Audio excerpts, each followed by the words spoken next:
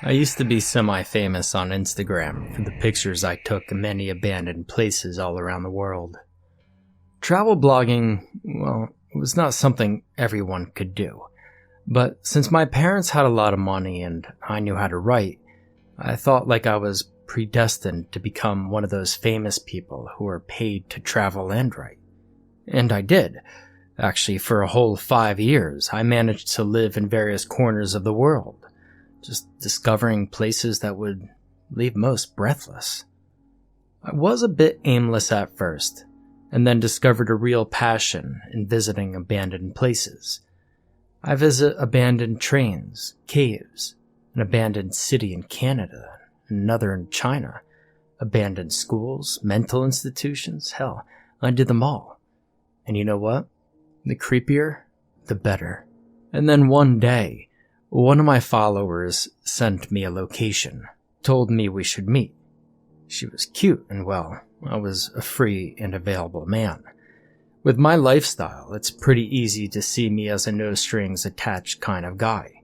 The idea of traveling to some abandoned places with a girl wasn't too displeasing though. So I met her for coffee and we chatted. She told me she was a beginner travel blogger, but had good connections in the haunted/mysterious world. I didn't ask too many questions because, well, I was admittedly kind of distracted by that very deep V neckline, and the goods she was barely hiding. In any case, she mentioned an abandoned mall in Bangkok, the New World Mall. It had an interesting story to it too. The construction began but never finished because the contractors were found guilty of breaking construction laws or something. I wasn't listening too intently, but this place sounded fairly nice. Nice as in creepy as heck and all. She explained that some of the bottom floors were stacked with mannequins, and some stores were furnished. But with the project coming to a hard stop, everything was left as is. Most of the stuff that had been there was stolen or destroyed through the years, and she explained that the vegetation was covering most of the ground floor. I wanted to see it, but most importantly, I wanted to get to know her. She needed financing, and I had more money than I knew what to do with, so I offered that we do a collab. She would be the pretty face and had to be scared in the videos. Good acting was optional. She was mostly going to be a prop. We discussed the small contract, nothing too fancy. We finally exchanged a handshake. But I noticed something in her smile. I thought it looked fake. Plastic even. Hell, it was rigid. Did I make her uncomfortable? Who knows? In any case, I bought us a pair of tickets for Bangkok and we planned our trip there. We were getting along nicely, and after a couple of days discussing with her, I realized that she wasn't such a great conversationalist. Her body looked great. The proportions were amazing. There was a strange rigidity in how she held herself and how she moved, but I thought maybe it was just part of her personality, or maybe she had some sort of disease that made her joints stiff. Outside of all that, though, she was stunning. Beautiful skin, long black hair.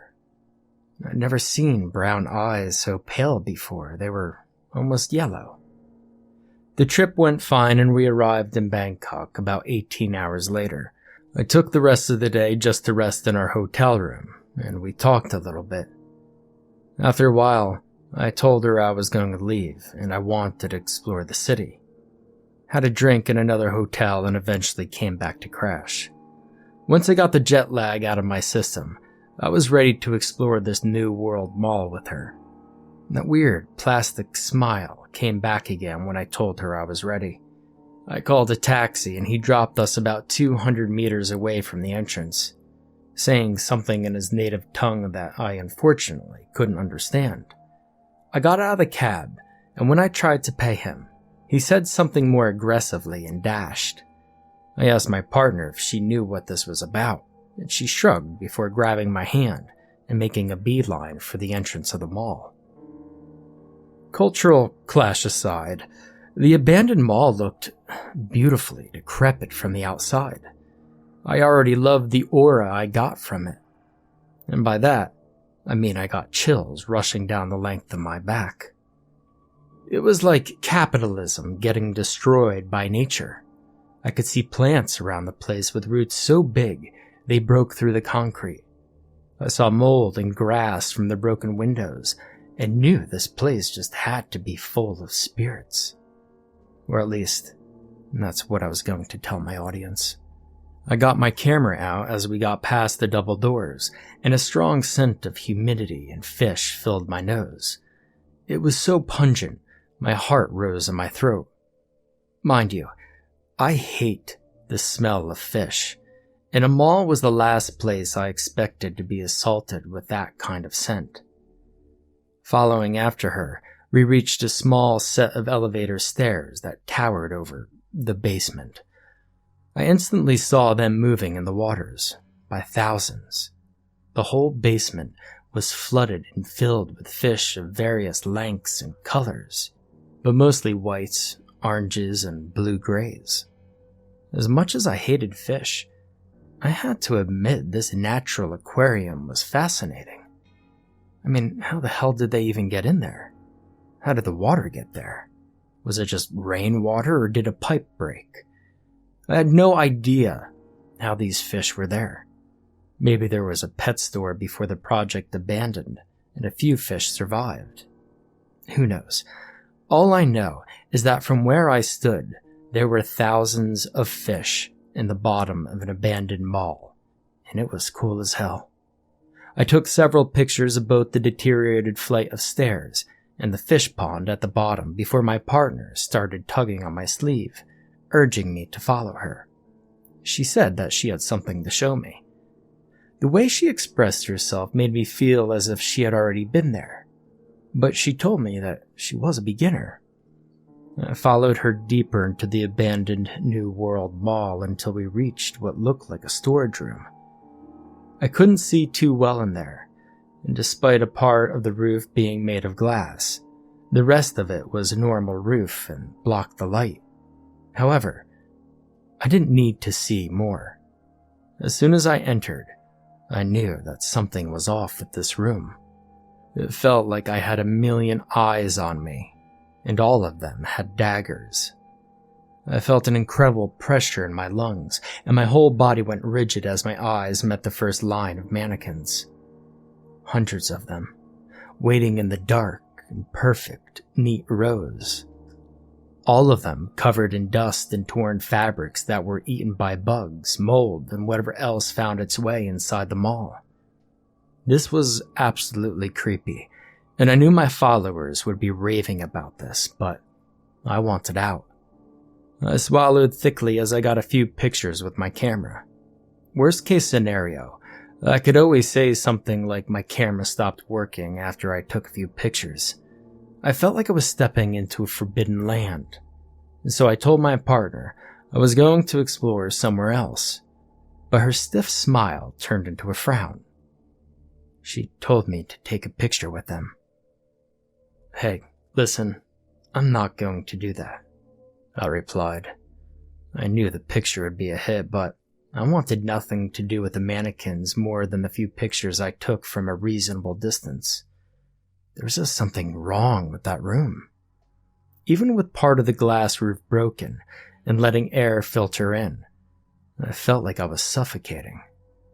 Just as if I was in a room with 1,000 other people, or a crammed bus. I could even feel like I was being pressured from all sides. My whole body felt tingly, and I got really irritated when she asked again. I told her she could take a picture with them if she wanted, that it would be a great way to start her own travel blog. But that I didn't want it. I just didn't feel right about it. I guess that's when I started to realize there was a reason why she wanted me to come with her to Bangkok so bad. Her eyes seemed to take on a faint glow as she reached for my arm. As soon as her fingers caught my wrist, I instinctively tried to pull away. My first thoughts went to how cold her skin was. My heart started beating fast as she repeated that I should take a picture with them, and I told her to let go. As much as I was uncomfortable, I wasn't going to start pushing around a woman. I wasn't raised like that. But I did, however, try to pry her fingers away when I understood that she wasn't going to cooperate. In fact, when she started dragging me towards the mannequins, I was stunned at how strong she was. I tried to fight back by pulling my hand in the other direction, but my arm felt stiff, very stiff. And after a few seconds, I couldn't even feel my fingers. I started screaming, asking her what she was doing, but she didn't say anything. And that's when I saw it. Hundreds of pairs of glowing eyes in the darkness. The multiple rows of mannequins staring back at me the closer I was getting to their ranks. I just about lost 5 pounds right there. This time, all manners went out the window. I grabbed her wrist and violently shook it to try to have her release my arm. But when I stared down at her fingers, they were stuck together. Hell, they didn't even look human anymore. Mine either. Mine had turned to a rigid plastic. The nails melted and simply engraved into the plastic. The rigidity of my arm spread to my elbow, and I couldn't feel a thing beneath my shoulder on that side. I screamed as loudly as I could as we got closer and closer to the mannequins. Their gaze burned into my skin as ice rushed through my veins. Tears welled up in my eyes as I grabbed her hair and realized, in horror, it was nothing but a wig. It fell off my good hand easily. I used my cameras and smashed it against the side of her head and got no reaction there either. Hell, it didn't do shit to her. Her head turned around 180 degrees, and her human eyes were all but gone, replaced by red and yellow glowing rings. I screamed again, this time my lungs full capacity. I swore I felt my vocal cords tear and tasted blood in the back of my throat. I couldn't feel my arm anymore. As I tried to slow her down in any way I could, my eyes looked left and right trying to find something, anything that could prevent me from dying at the hand of whatever it was. My neck was starting to get stiff as well. And at that moment, I knew if that stiffness spread to my head, I was doomed. I tried to run in the other direction, but I tripped. My good arm gripped a large root, but it didn't take long for my fingers to give in. I grabbed a rock and adrenaline and slammed it against my elbow, which was still relatively soft. The skin halfway down my forearm had been replaced by plastic. Now, they say humans do incredible things when adrenaline and survival instincts are triggered. I don't know how I managed that, but I repeatedly slammed the rock against the crease of my elbows. I didn't even stop when I saw blood. I didn't even stop when I saw the blood. And I didn't stop when I finally managed to rip myself from that creature's grasp.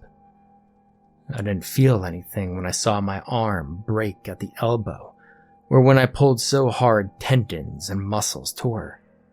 I didn't feel anything but my heartbeat as I rose up to my feet and dashed in the other direction, blood gushing out of my newly amputated arm. I passed by the pond and the fish swimming in it had been replaced by floating fish skeletons. They all seemed to stare at me as I kept dashing toward the entrance, and I heard a banshee scream resonate behind me.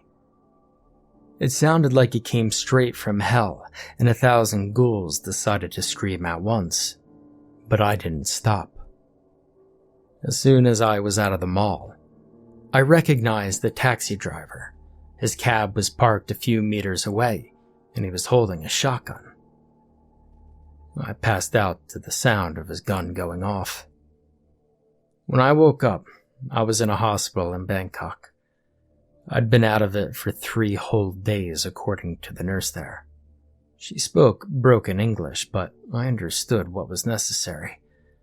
I was brought here by the cab driver, whose name I later learned to be Boon Nam. The nurse told me I had gotten lucky, and that I had good fortune on my side. That he found me when he did. I lost a lot of blood, and had he not found me so quickly, I probably would have died. The pain radiated from my arm reminded me that I was alive. But I wondered at what cost. Hell, I lost an arm. It was gone, but I could still feel as if it were still there. I cried as my father entered my room. I knew there was no way in hell anyone would ever believe me or my story. I cried because I knew that if I ever said that evil, creepy mannequins had me ripping my own arm off, I would be sent to the mental ward. I was sane. What happened to me was real, so real, and I would never be able to forget it. But I also felt trapped. If I didn't tell anyone, there was a real risk someone else would go there and go through the same ordeal. I needed a few days to think about what I needed to do. So when people asked me at the hospital how I lost my arm, I said I didn't remember, that it was still blurry. And I told them I remember falling somewhere. And time was the only thing I had while I healed. I went and Googled and saw that several people went to the abandoned New World Mall through the years and came out safely. But why didn't I? What was different in my story that wasn't in theirs?